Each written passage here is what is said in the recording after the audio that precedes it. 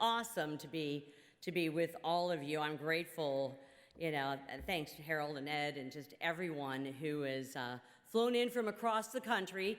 Do not panic. You are safe. All is good. We will survive all of this. Big thank you to my Missourians that are here from, frankly, all over the state of Missouri. But Mark Woolbright, Demetrius, Alfred, thank you so much for your leadership. I am grateful to you. Yes, please, give them a round of applause. They are the best.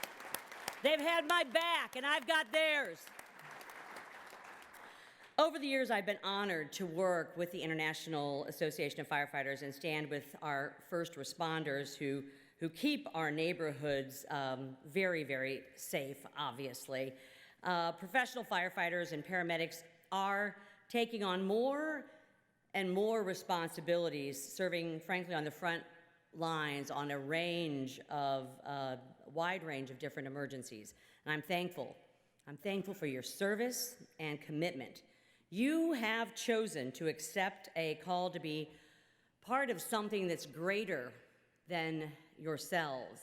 You put on uniforms that are a testament to others of your honor, of your courage, of your commitment to our community. You've selflessly embraced the sacrifice that comes with putting others before self. I have tremendous respect for firefighters and emergency paramedics and your willingness to protect both friends and mostly strangers, regardless of the cost. And that's why I believe Congress has a special duty to in turn protect our first responders, just as you protect every American. I'm thrilled that several of our shared initiatives have, in fact, become law over the past year. And I'm going to give you a little bit of some of the legislative updates that and successes and the things that we are still working on. The bipartisan 9/11 Victims Compensation Fund Act passed the House and was signed into law in July of 2019. And it was introduced by a very dear friend of mine, Democrat from New York, Congresswoman Carolyn Maloney. And it ensures those who risked everything at Ground Zero can live longer and healthier lives. Their brave sacrifice in the face of danger saved lives and helped rebuild our country. We can never repay the debt that we owe them, but I'm proud that Congress has secured permanent funding for the first responders who put duty and country above themselves.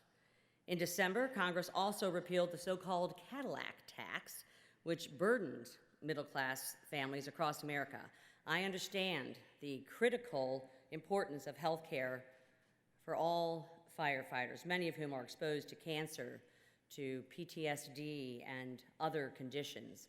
I have fought to repeal this tax since I first came to Congress because it would have made health care less affordable and reduced the quality of employee-based and union health insurance plans that many Americans like you and others rely upon. Beyond repealing taxes on middle-class health benefits, I am adamant that we must take proactive steps to give working families better options when it comes to health care, mental health, parental leave, and child care. Many Americans are part of what is called the sandwich generation, adults who care for both their children and their aging parents. But the high cost of child care and dependent care makes this incredibly difficult. For example, in 33 states, including Missouri being one of them, my home state, infant care costs actually exceed the average cost of in-state college tuition. These expenses leave too many middle and working class families with little disposable income and make it much harder to save for retirement. Legislation like my Child and Dependent Care Modernization Act would allow families to save more of their hard-earned pre-tax dollars. In addition, I'm also committed to finding solutions that would give all American families more financial options when they bring a new one into the world. As a mother, a grandmother, and an employer of young parents, I know that having a baby is both a time of great joy and also great anxiety, along with rent and groceries, and parents are now paying for medical bills and diapers, car seats, and countless supplies. The last thing that a new parent should have to worry about is whether they're going to lose a job or miss a paycheck.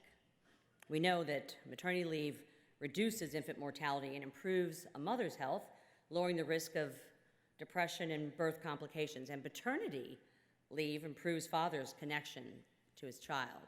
That's why I introduced the New Parents Act, which would give parents more financial flexibility when they welcome a new child into their lives.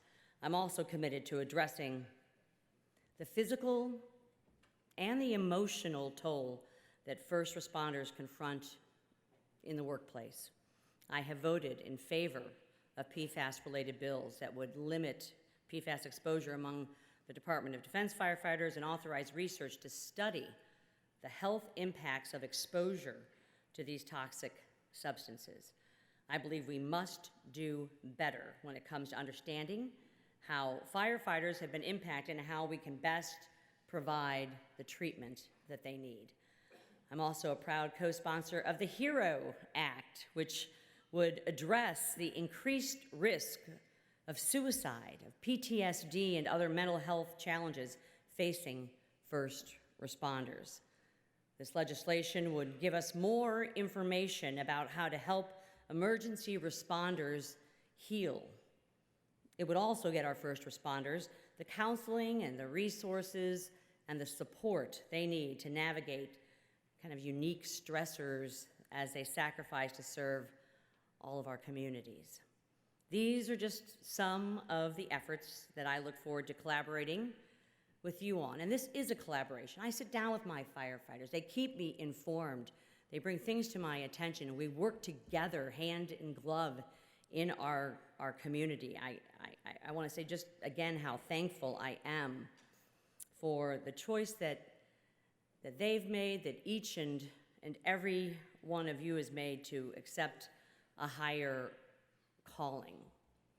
This is a collaborative effort. It should be a bipartisan effort.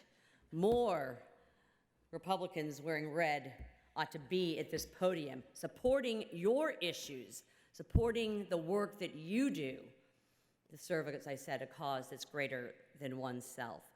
Your service is a role model to all of us here in Washington and an example for Americans across the country as you continue to risk your lives to keep us safe. I want to thank you for your advocacy this week. I want to thank you for your service. I hope you get up to the Hill, come by my office in Rayburn, get to talk to your legislators, and have a good and successful conference. Thanks again to your leadership. Thanks again to my Missouri-proud firefighters and paramedics and first responders. Thank you all very, very much. Have a great conference.